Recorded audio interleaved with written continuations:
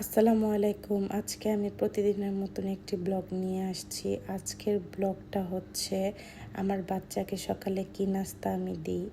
এই তো আমি সকাল সকাল চুলাটা ধরায় দিছি।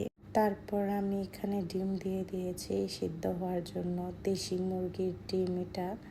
সকালে আমি ওকে এই নাস্তাটাই দিই। এই তো পাকের ঘরে দুষ্টুমি করে নুডলসটা নিয়ে গেছে, তাকে আমি আটকাতেই পারলাম না। সে নিবেই এটা, তার মানে এটা জোর করেই নিয়ে গেছে বলতে হয়।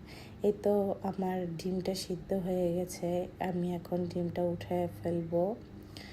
দেশি মুরগির ডিম এটা মানে অর্ধেক বেরি হয়ে গেছে বলতে গেলে। এই তো আমি আধা কাঁচা করে মানে 6-7 মিনিট রাখছি আমি এটা ডিম সিদ্ধ করার জন্য। এই তো আমি আবারও হাঁড়িতে পানি দিয়ে বসাই দিলাম নুডলসটি আমি সিদ্ধ করে তাকে আমি সিদ্ধ নুডলস খাওয়াবো ডিমের সাথে। এটাই হচ্ছে আমার বাচ্চার ডেইলি সকালে নাস্তা। এই তো সে আবার আসছে, আবার কিছু না কিছু নিতে। তার খুনসুটি আছে পাকের রুমে। সকালবেলার এই সূর্যের রোদটা খুবই ভালো লাগে। এই তো খুবই সুন্দর এবং প্রকৃতির দৃশ্য খুবই ভালো লাগে।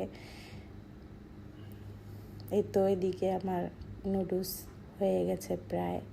আমার ভিডিওটি যদি ভালো লাগে তাহলে আপনারা সবাই সাবস্ক্রাইব করে আমার পাশে থাকবেন। এই তো আমার বাচ্চার খাবার, সেও রেডি হয়ে গেছে খাওয়ার জন্য। সবাই আমার বাচ্চার জন্য দোয়া করবেন। ধন্যবাদ।